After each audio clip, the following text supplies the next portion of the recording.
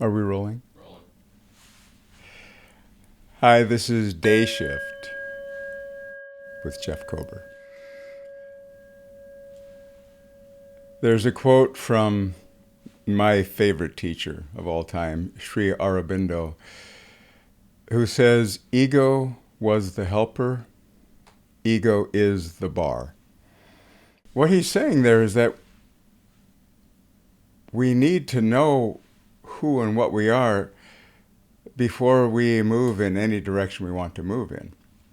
Ego is that thing that develops as we develop, that thing that begins to take form as we individuate from our mother, as we individuate from the people around us, as we begin to know ourselves and know our likes and our dislikes and know what tribe we belong to and what tribe we don't belong to. It's how we begin to know the world by looking at it through these particular eyes. And how does it look through these eyes in comparison to how does it look through those eyes and through those eyes and through that group over there? It's how we find our place in the world. And then, just about the time we're starting to figure that out, we realize, wait a minute, I became successful. I got money, I got love, I got a little success. Something happened, but nothing changed in here. I'm not happy. What's going on? There's something more. So then I use ego to start finding that something more, and then I find out that ego's the thing that's keeping me from having that something more.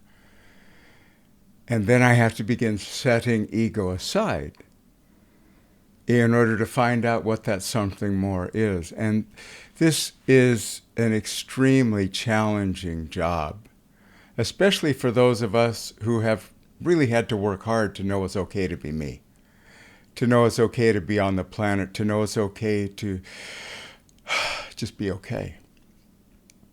And yet, if I want to get the fullness of what I am, find the truth of what I am, I have to begin the process slowly of setting the ego aside and asking, without this experience of myself, without these thoughts and feelings and opinions and ideas, what am I? Is there still something here? And the answer, of course, is yes. And what is it that's here? The answer to that is, what's here is the truth of me. It's the part of me that never changes. And as I begin to set my idea of myself as the ego aside and begin to learn through spiritual practices, through meditation, more and more about this other thing that I am, this experience of consciousness that I am, this experience of silence and truth that I am, then I begin to get in touch with how it's actually meant to feel here on this planet in a body, which is joyful. We're meant to be happy, joyous, and free. The ego can't find that. All it can find is sensation. The truth of me is happiness itself, is the ability to enjoy itself, is freedom itself. And as I begin to work on the one, I can then bring the other in and begin to know myself as both of them. I'm not going to give up the fact that I have opinions, that I have ideas, that I have a mind, that I have wants and likes and desires. But I'm going to know more and more that that's not what I am. What I am is truth. What I am is beauty. What I am is wholeness. Let me know myself as that, and then from that knowing, see what all this wants to do. So today I'm going to step into the world and